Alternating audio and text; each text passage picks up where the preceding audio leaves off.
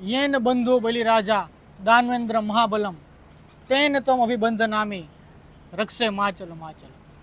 भारतीय संस्कृति अद्भुत धरोहर समा रक्षाबंधन पावन पर्व की आप सर्वने हार्दिक शुभकामनाएं। रक्षाबंधन पावन पर्व लक्ष्मीजी और महाराजा बलि साथे संकળાયેલો છે। देवोनो राजा इंद्र मदमग्न થઈ ગયો। અભિમાનમાં છકેલા ઇન્દ્રને દુર્વાસા ઋષિએ શ્રાપ આપ્યો અને શ્રીહીન થયો। શ્રીહીન થવાના કારણે આની જાણ દૈત્યના ગુરુ શુક્રાચાર્યજીને જાણ થઈ।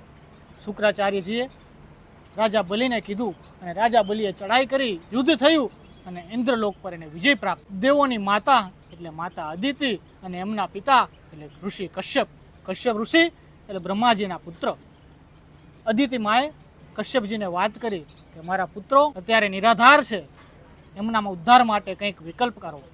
ત્યારે ઋષિ કશ્યપે કીધું કે આના માટે આપણે વિષ્ણુજી પાસે જવું પડશે। અને વિષ્ણુજીએ મા અદિતિને આશીર્વાદ આપતા કહ્યું કે હે અદિતિ, તારા કુખે મારા અંશ તરીકે હું પ્રગટ થઈશ અને તારા પુત્રોનો ઉદ્ધાર કરીશ। અને મા અદિતિના કુખે એ સમયે વામન સ્વરૂપે ખુદ નારાયણ અવતાર। ઇન્દ્ર એટલે આમ જોવો કોઈ રાજા નથી, એક પદવી છે। આ પદવી પ્રાપ્ત કરવા માટે કે આના માટે 100 જેટલા અશ્વમેઘ યજ્ઞ કરવા પડશે। અને 100મો અશ્વમેઘ શ્રીમદ ભગવતની અંદર ભૃગુ કચ્છ કે જે હાલનું ભરૂચ છે એની અંદર ઉલ્લેખ છે કે મહારાજા બલિએ 100મો અશ્વમેઘ યજ્ઞ ત્યાં કર્યો। આ દરમિયાન ખૂબ પુષ્કળ દ્રવ્યોનું દાન કર્યું। આ સમયે વામનજી એ બલિરાજાના આંગણે આવે છે અને બલિરાજા આમ ભલે દૈત્યનો રાજવી રહ્યો પણ મૂળ જોઈએ તો પ્રહલાદજીનો પૌત્ર થાય। ભક્તિની પરંપરા જે સરવાણી છે એમાં આબેહૂબ અને અવિરત રહેલી છે।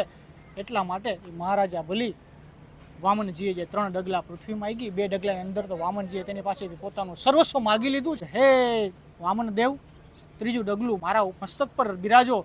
અને એ ડગલાથી રાજા બલિ પાતાળ લોકની અંદર જાય છે। પાતાળ લોકની અંદર જાય છે અને વામન ભગવાનને કહે છે કે અહીંયા મારો કોણ છે, મારા તો તમે છો, એટલા માટે આપ પણ અહીં વાસ કરો। અને એ બલિરાજાની ભક્તિથી પ્રસન્ન થાય છે અને દ્વારપાળ તરીકે ત્યાં રહે। આની જાણ લક્ષ્મીજીને નારદ દ્વારા મળી અને લક્ષ્મીજી ત્યાં જાય છે, બ્રાહ્મણ સ્ત્રીનું રૂપ ધારણ કરે છે।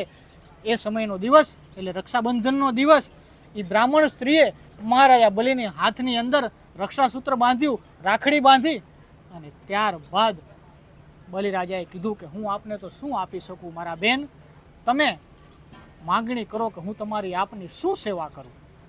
ત્યારે લક્ષ્મીજી જે બ્રાહ્મણ સ્ત્રીનું રૂપ ધારણ કર્યું હતું એ કહે છે કે તમારા આંગણે જે દ્વારપાળ છે એને મને આપી દો।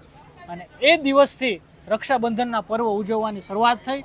અને બીજો સંદર્ભ એવો છે કે શિશુપાલનો વધ જ્યારે કૃષ્ણએ કર્યો, હાથમાં સુદર્શન ચક્ર ધારણ કરેલું છે, રક્તનો પ્રવાહ આવતા દ્રૌપદીએ હાથની અંદર તાંતણો તોડી, સાડીનો પાલવ છોડી અને શ્રી કૃષ્ણને ધાગો બાંધ્યો। અને ત્યારે કૃષ્ણ વચને બંધાયા હતા કે હે સખા, હે મારી બહેન, ભવિષ્યમાં તારે જ્યારે જરૂર પડશે ત્યારે તારા રક્ષણ કાજે હું એક તાંતણે બંધાવું છું। અને જ્યારે કૌરવોની સભાની અંદર દ્રૌપદીના ચિર હરણ થયા ત્યારે કૃષ્ણને યાદ કરેલા, એ કાળિયા ઠાકરને યાદ કરેલા અને કાળિયા ઠાકરે દ્રૌપદીના ચિર પૂર્યા હતા। એટલા માટે પણ રક્ષાબંધનનો પર્વ ઉજવવામાં આવે છે। અને અમારો લોક સાહિત્યનો એક દુહો છે જેને આપની સમક્ષ પ્રસ્તુત કરી અને મારા વાણીને વિરામ લઈશ, આપની પાસેથી રજા લઈશ કે ધાગા સાથે